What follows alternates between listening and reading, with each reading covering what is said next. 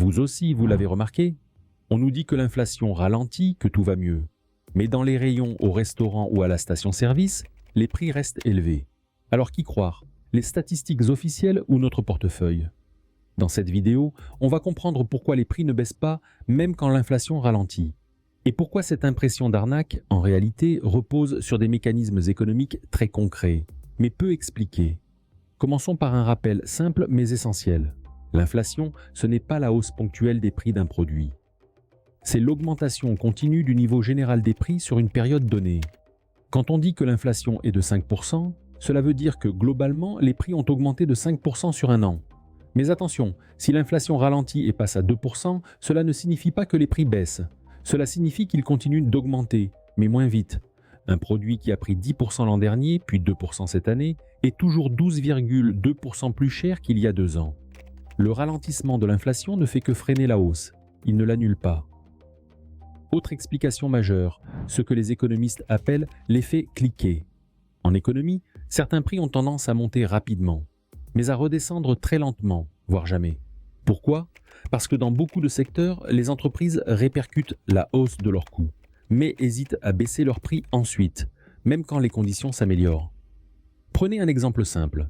Un boulanger augmente le prix de la baguette parce que la farine et l'énergie coûtent plus cher.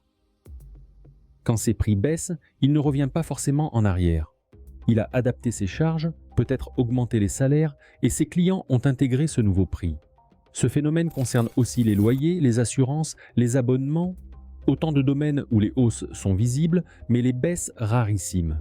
Résultat, même si l'inflation ralentit, les prix restent à un niveau élevé, et notre pouvoir d'achat, lui, ne suit pas. Mais il n'y a pas que les coûts, il y a aussi les marges.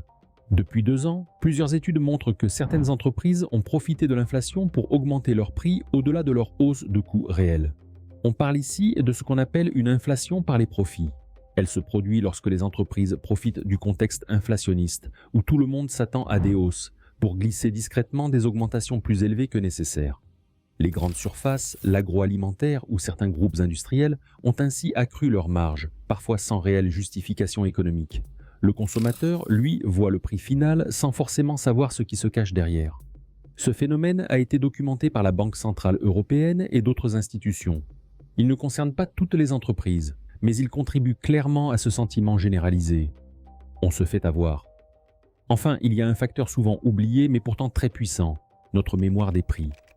Nous gardons tous en tête des repères. Le litre d'essence à 1,30 €, le paquet de pâtes à 80 centimes ou la baguette à moins d'1 €. Et ces repères influencent notre perception. Quand on voit aujourd'hui un produit à 1,60 € qu'on payait 1,20 € il y a 2 ans, on a l'impression d'une inflation permanente, même si les hausses se sont arrêtées. Psychologiquement, on compare toujours à avant. Ce biais de comparaison rend l'inflation encore plus difficile à accepter, car ce n'est pas seulement une question de chiffres, c'est aussi une question de ressenti. Et ce ressenti pèse lourd sur la confiance dans l'économie. Alors non, ce n'est pas une arnaque, mais ce n'est pas non plus un soulagement. Quand l'inflation ralentit, cela ne signifie pas que les prix baissent. Cela veut simplement dire qu'ils augmentent moins vite. Le mal est fait, les hausses passées sont là, et elles resteront. Certaines entreprises en ont profité, les prix sont rigides, et notre mémoire économique fait le reste. Résultat, même avec une inflation à 2%, tout nous semble encore trop cher. Et dans bien des cas, c'est vrai. Comprendre ces mécanismes, c'est le premier pas pour ne plus subir.